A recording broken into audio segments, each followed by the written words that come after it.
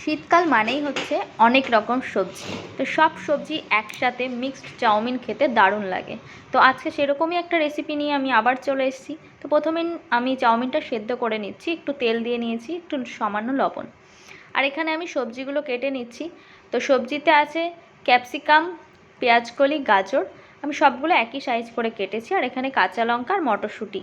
তো এই সবজিগুলো দিয়েই আমি একসাথে করব চাউমিনটা। তো প্রথমেই আমি কড়াইতে তেল দিয়ে নিচ্ছি। এখানে সবজিগুলো ধুয়ে নিয়েছি আর চাউমিনটাও আমার সেদ্ধ হয়ে গেছে। আর দুটো ডিম নিয়ে নিয়েছি। তো যারা ভেজ চাউমিন খাবে তারা অবশ্যই ডিমটা অ্যাভয়েড করবে। তো চলো রান্নাটা শুরু করা যাক। প্রথমেই আমি সবজিগুলো ভালো করে ভেজে নেব।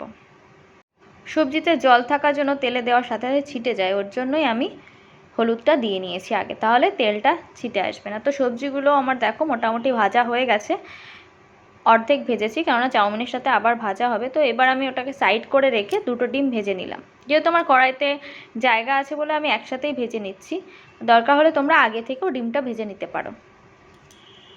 তো দেখো আমার ভাজা হয়ে গেছে, এবার আমি চাউমিনটা দিয়ে দিচ্ছি। তো এবার আমি ভালো করে লো ফ্লেমে রেখে আস্তে আস্তে ভাজা হতে দেবো।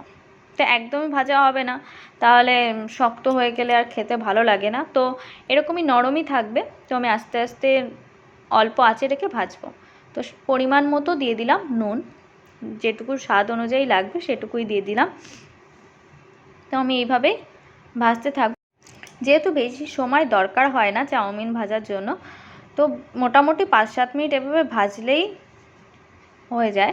তো আমি ভেজে নিয়েছি। তো লাস্টে আমি এখানে যেহেতু কোনো কালার ইউজ করিনি আর সয়া সসও ইউজ করিনি, তাহলে ঘরোয়া পদ্ধতিতে তো এখানে দিয়ে দিচ্ছি মিট মশলা। তো এই মিট মশলা দেওয়াতে এর টেস্টটা পুরো একদম দোকানের মতো হবে। অন্য আর কোনো কিছু দেওয়ার প্রয়োজন নেই, যেমন ভিনিগার বা সয়া সস। তো এই সবগুলো ব্যবহার না করেও যে এতটা টেস্টি হয় এই চাউমিনটা, তো একবার ট্রাই করে দেখো বাড়িতে, সত্যিই একদম দোকানের মতোই লাগবে। আর এই লাস্ট টাইমে যদি কেউ বাদাম খেতে পছন্দ করো তাহলে ভাজা বাদাম লাস্টে অ্যাড করে দিও, খেতে দারুণ লাগবে। তো আমার মোটামুটি চাউমিনটা রেডি হয়ে গেছে। তো এবার আমি নামিয়ে নিয়েছি। তো দেখো দেখতে তো দারুণ হয়েছে আর খেতেও ভালো হয়েছে।